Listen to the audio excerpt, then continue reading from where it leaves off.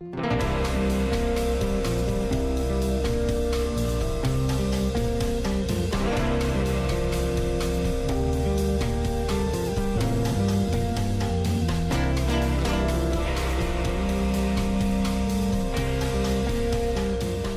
many of you have ever received unfair treatment? Jesus said it is impossible that no offenses should come. Do you have the right to be offended? Offense is a snare, a trap. An offense is the bait of Satan. The bait of Satan. John Bevere's best-selling book has changed lives all over the world. God's word, His promise, will always come to pass as long as you don't get offended. And now, John Bevere Ministries presents The Bait of Satan Curriculum, a 12-part series designed to free you from the snare of offense. What you do with the offense will determine your future. Estamos na lição 11. Você acredita nisso? No currículo em vídeo A Isca de Satanás. Sabe, eu posso ler alguns testemunhos aqui. Tudo bem para vocês? Sabe, a Bíblia diz que eles venceram pelo sangue do Cordeiro e pela palavra do seu testemunho. Amém? Sabe, eu tenho esses testemunhos, minha equipe me ajudou porque eu digo a vocês, sabe, isso abençoa a minha vida, como Deus usa essas pessoas, toca essas pessoas através de livros. O primeiro livro que eu li foi A Isca de Satanás. Há cerca de um ano, quando li o primeiro capítulo, pus o livro de lado e disse arrogantemente no meu coração, eu não tenho ofensa. Esse livro não é para mim, mas para fulano de tal. Então o livro ficou na minha estante e semanas depois o Espírito Santo literalmente me levou e eu o peguei de novo e li de novo. Desta vez eu ouvi, o Senhor falando ao meu coração me trouxe cura e me expôs uma área onde Deus vinha tentando tratar. Essa é Pat do Havaí. Separamos, deixa eu apenas... Sabe, deixa eu ler apenas mais uma aqui, temos tantas, mas... Sabe, o testemunho que realmente... Bem, deixa eu ler esse aqui. Seja pela ira no trânsito em casa ou pelo mau humor na televisão, a sociedade hoje se tornou mais arrogante e indiferente. E eu me encontrei preso nisso, me defendendo de injustiças que percebia, reais ou imaginárias. E no processo percebi quão infeliz eu me tornei. Eu vivo em Pensacola e li o seu livro A Isca de Satanás, e as palavras inspiradoras sobre lidar com o pecado da ofensa me ajudaram imensamente não só no que diz respeito à autoridade, mas nas coisas da vida em geral. Como atendente de lojas, não dizemos obrigado às pessoas que não são educadas. Eu cresci com influências cristãs fortes. Desde cedo me distanciei do cristianismo por causa da negatividade e das táticas de controle que experimentei. As suas palavras despertaram dentro de mim que eu não tenho mais que basear meu amor na validação dos outros ao invés disso em Jesus. Esse é Doug da Louisiana. Sabe, recebemos isso o tempo todo e eu digo a vocês, isso serve para ver como Deus usa essa mensagem. Por todo mundo vejo pessoas vindo à frente em conferências, de 50% a 80% das pessoas, e os testemunhos que recebemos de como suas vidas foram mudadas. A isca de Satanás, a ofensa é literalmente a armadilha do diabo para destruir o chamado de Deus na sua vida nesses últimos dias. Há um homem chamado Cole Stringer, da Austrália, que escreveu um livro, eu acabei de ler há 2 dias atrás, chamado Tire Sua Mão da Gaiola, Macaco. E esse australiano descobriu como as pessoas na floresta pegam macacos. Sabe como pegam macacos? O que eles fazem, isso é sensacional, é colocar uma banana dentro de uma gaiola, certo? Não há portas dentro dessa gaiola, é apenas uma gaiola redonda. Mas a questão é que a gaiola é ampla o suficiente apenas para o macaco pôr a mão assim. E o que o macaco faz é agarrar a banana, mas quando ele agarra a banana, ele não consegue tirar sua mão porque é muito estreito. E então, no que o macaco agarra todas essas bananas nas gaiolas, então vêm os caras com um taco de beisebol e começam a acertar os macacos na cabeça para matá-los, e os macacos sabem exatamente o que os caras estão fazendo. E eles andam por todo o caminho matando, simples assim, ou separando eles e prendendo se quiserem fazer outra coisa. E eles vão fazendo isso, e mesmo com os macacos observando e sabendo exatamente o que vai acontecer, eles não largam aquela banana. Essa é uma ilustração tão perfeita de alguém que se agarra à ofensa. Especialmente depois que você ouviu o que ouviu durante essas semanas, nessas lições. Você sabe das consequências, está tão claro na palavra de Deus, mas ainda assim você fica se segurando nessa ofensa. Largue isso. Tire sua mão da gaiola, macaco, é o que ele diz, certo? A ofensa é uma coisa séria, eu vou revelar de novo, é a isca de Satanás, para te pôr na armadilha dele. Lucas 17:1 diz, é impossível que as ofensas não venham. Repita, impossível. O que você faz com a ofensa é que determina seu futuro, ou você fica mais forte, ou você fica mais morto. A ofensa vem da palavra grega skandalon, uma palavra grega antiga que se refere ao gatilho da armadilha usada por caçadores para pegar pequenos animais ou pássaros. Eles colocam a isca no gatilho, o animal a pega e a gaiola ou mata ou prende, certo? Então a ofensa é a isca de Satanás para te pôr em cativeiro. Você terá a oportunidade de se ofender, mas como você lida com isso determina seu futuro. Hoje eu quero falar um pouco mais sobre o que estamos tratando. Não se deixar levar pela ofensa. Agora, quando uma pessoa se deixa levar pela ofensa, a razão para isso é que ela sente que a pessoa que a ofendeu lhe deve algo. Vocês lembram da última parábola que falamos na lição passada? Lembram do servo que não perdoou? Lembram disso? Quando seu conservo agiu errado com ele, o que ele fez o lançou na prisão, certo? Até que ele pagasse o que devia. Quando você guarda ofensa por alguém, você sente como se essa pessoa te devesse algo, houvesse uma dívida que não foi quitada. Na realidade, você está se colocando como juiz.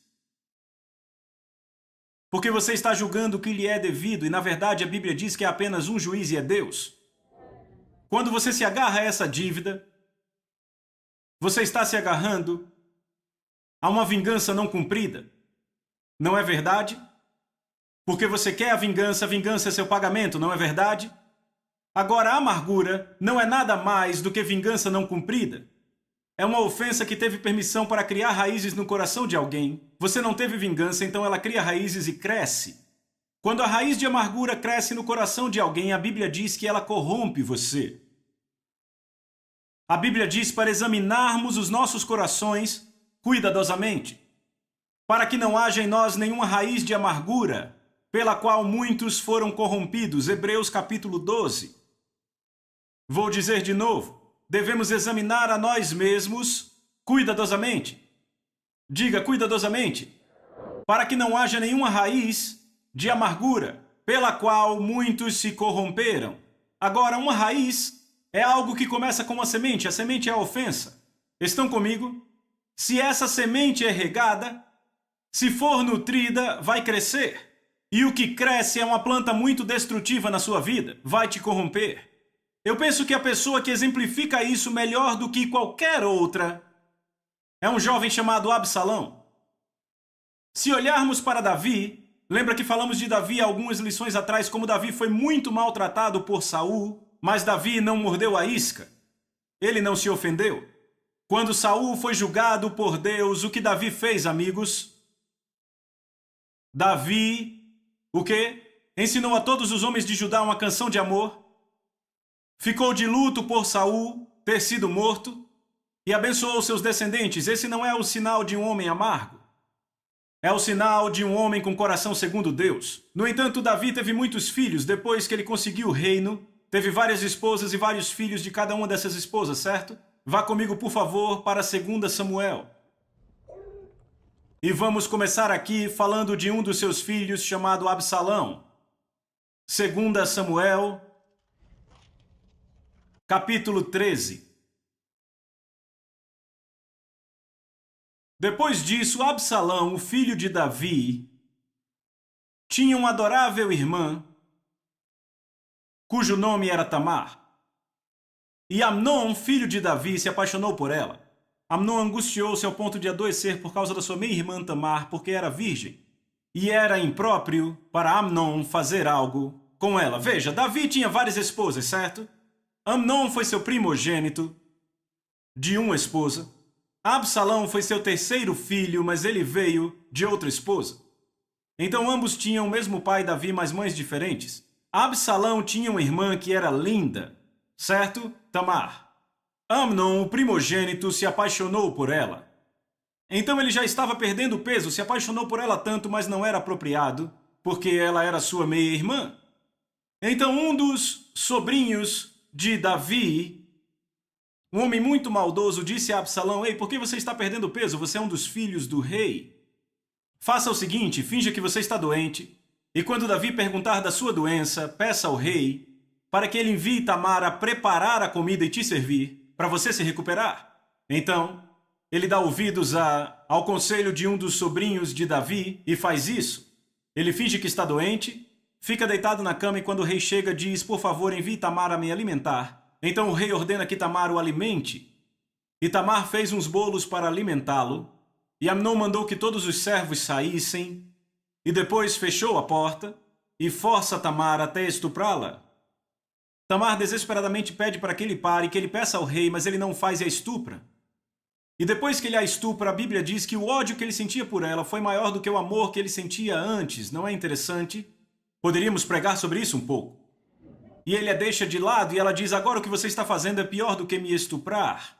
Ele não dá ouvidos a ela e a deixa de lado. Quando isso acontece a ela pega sua túnica colorida porque as filhas virgens do rei vestiam túnicas lindas. Ela rasga a túnica e põe cinza na testa. E ela foi para a casa do seu irmão, Absalão. E lá foi chorar.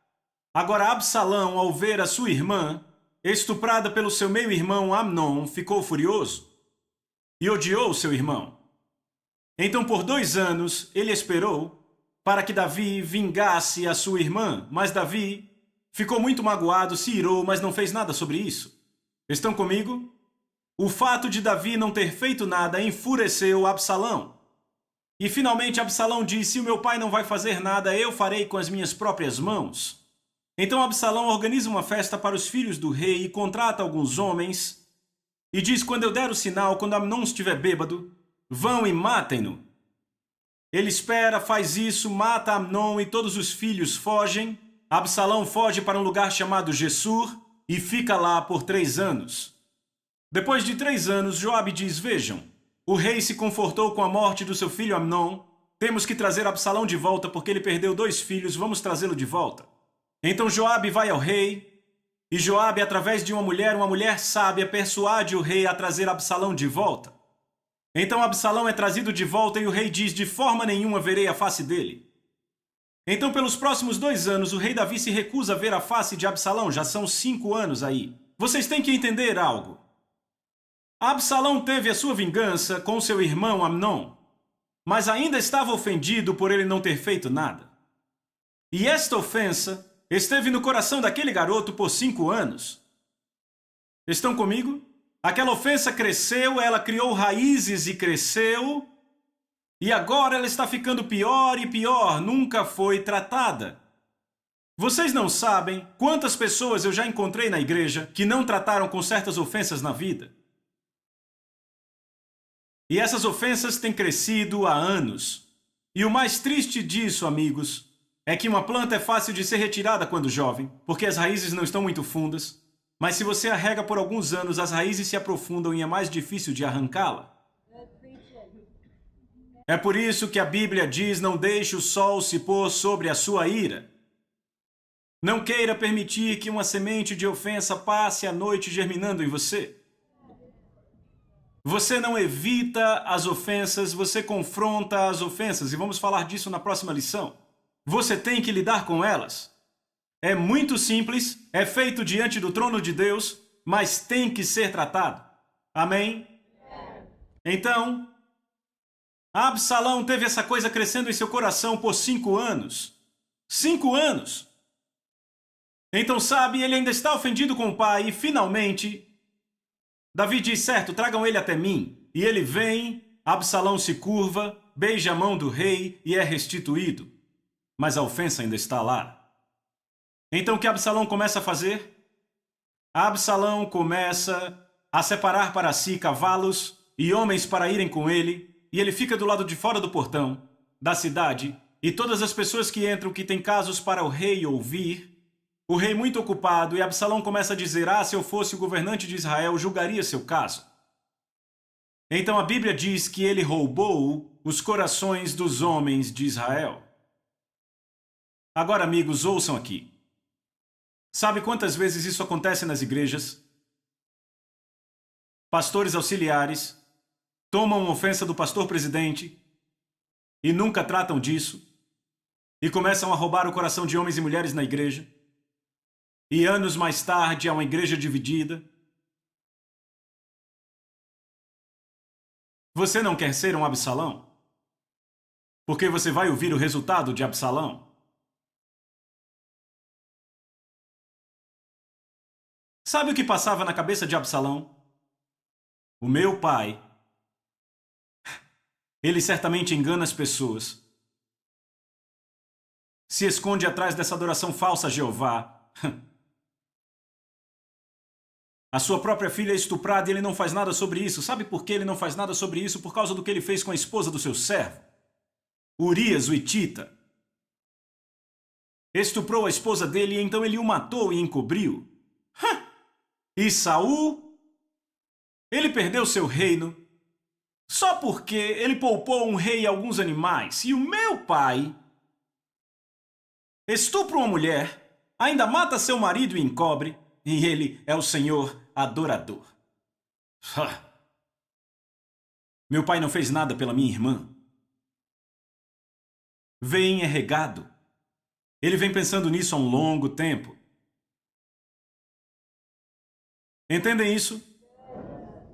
Amigos, deixa eu ler algo. Eu vou ler para vocês a contracapa do livro. Você se sente compelido a contar seu lado da história. Você luta contra pensamentos de suspeita e desconfiança. Você revive constantemente feridas passadas. Você perdeu as esperanças por causa do que alguém fez a você ou a alguém próximo a você. É exatamente o que está acontecendo. Ele nunca tratou da ofensa. Então agora ele roubou o coração dos homens. Por quê? Porque ele se justifica. Meu pai, sabe, ele é um canalha. Ele é tão hipócrita. Ele não é qualificado a governar. Sabe, se Saul perdeu o reino porque poupou um rei e o meu pai com esse reino. Então ele rouba o coração dos homens. E então ele toma Israel e marcha com seus soldados para o trono, e os servos de Davi dizem: o seu filho tomou Israel diante dos seus olhos. E Davi tem que sair. E claro que a mão de Deus está com Davi e seus homens, e pouco depois disso Absalão é posto à morte. Sabe, até mesmo Davi deu a ordem: não o matem, mas ainda assim ele foi morto porque eu creio que foi juízo de Deus. É muito sério quando alguém se levanta contra um pai, amigos. Deus não tira isso por menos. Sabe, Davi matou o homem que apenas disse que mataria Saul, mas não o fez. É uma coisa muito séria quando você se levanta contra o pai. Então Absalão é morto, e aqui está um jovem que seria um rei em potencial, mas toda sua vida foi destruída por causa de vingança não cumprida. Uau. Não foi, ouçam, não foi por idolatria, não foi homossexualismo, não foi adultério ou estupro. Toda a raiz foi uma ofensa que cresceu e virou amargura, vingança não cumprida. Há muitos anos atrás, eu estava pregando numa igreja na Flórida e eu tinha acabado de pregar a isca de Satanás. Uma mulher vem até mim na igreja. Ela disse: Pastor John, enquanto você pregava, eu senti um dentro de mim. Ela disse: sabe, eu já perdoei meu ex-marido, está tudo bem, mas eu não sei porque eu senti essa sensação desconfortável. E sabe, o Espírito de Deus realmente me guiou e eu disse a ela: por que você não tinha perdoado seu ex-marido? E ela disse: tinha sim, tinha perdoado, tinha chorado, eu liberei. Eu disse: não. E ela disse: perdoei sim, começou a ficar incomodada, disse: perdoei sim. Eu liberei, eu orei, eu liberei, eu chorei, sabe, eu já perdoei ele. Eu disse: perdoou não? E ela começou a ficar muito triste. E finalmente ela olhou para mim porque eu ficava dizendo não perdoou, e ela disse: então me ajude. Eu disse: por que você não me conta o que o seu ex-marido fez? Ela disse: ok. Ela disse: nós éramos pastores. Ele me deixou e fugiu com uma mulher muito proeminente da igreja. Deixou a mim e aos meus filhos sem nada. E ela disse: John, ele tem me culpado todos esses anos. Ele disse que eu atrapalhava seu ministério e o chamado de Deus em sua vida, e que Deus tinha planejado para que ele casasse com aquela mulher e não comigo, e que era a vontade de Deus que ele se casasse com ela. Sabe, isso é tão pervertido quanto o dia é claro, mas enfim. Então ele realmente machucou aquela mulher. Ela disse, agora eu estou casada, eu tenho um novo marido, ele me trata bem, eu tenho esse bom pastor agora, para quem ela trabalhava, ela era secretária. Ela disse, eu tenho dificuldades em me relacionar com meu marido e com meu pastor. Eu disse, é porque você não perdoou seu ex-marido? Ela disse, perdoei. Eu disse, continue. Ela disse, todos esses anos ele tem me culpado. E ela disse, ele nunca voltou. E disse, eu sinto muito. Eu disse, pare aí e encontramos a vingança não cumprida. Ela olhou para mim. Ela disse, o quê? Eu disse, ouça. A sua vingança não cumprida com seu ex-marido, sabe onde está? Não foi o abandono, não foram as crianças, você tem um marido novo que cuida de você, cuida das crianças. Eu disse, não é a casa. Eu disse, a sua vingança não cumprida está em você querer que ele volte e diga, eu estava errado. Que ele se desculpe. Eu disse, senhora, se Jesus esperasse que nós voltássemos para pedir desculpa, ele nunca teria nos perdoado na cruz. E ela olhou para mim e arregalou os olhos assim. Eu disse, senhora, quando ele foi pendurado na cruz, ele disse, pai, perdoa-lhes, eles não sabem o que fazem. Ele não estava falando dos soldados, não falava dos fariseus, ele estava falando da próxima geração e a próxima geração e a próxima geração, até eu e você, porque eu e você pusemos ele lá.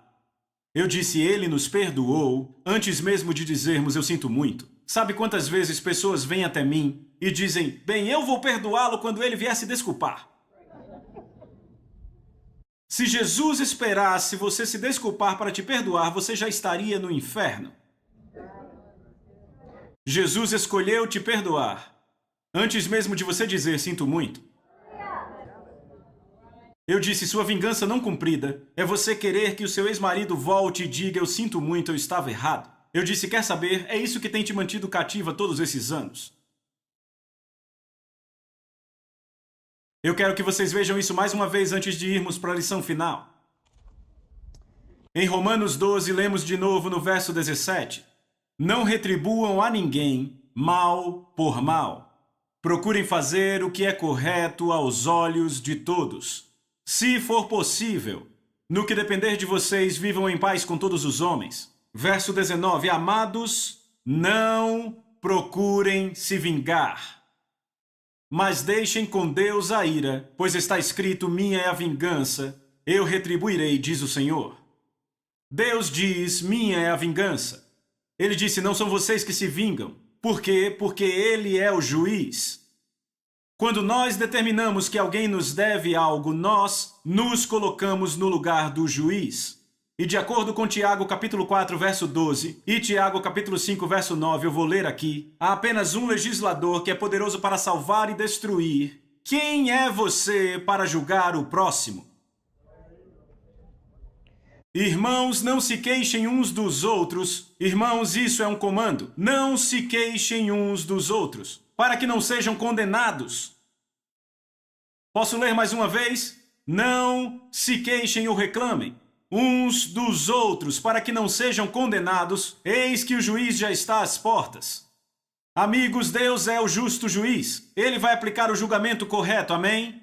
Ele vai retribuir de acordo com a justiça, amigos. Agora ouçam, se alguém agiu errado e genuinamente se arrependeu, isso quer dizer o quê? Que Jesus vai liberá-lo. Mas alguém vai dizer, sim, mas o que ele fez foi contra mim. Não contra Jesus. Mas você tem que lembrar o que você fez contra Jesus. Estão comigo? Mas ele escolheu liberalmente perdoar, quando você e eu não merecíamos.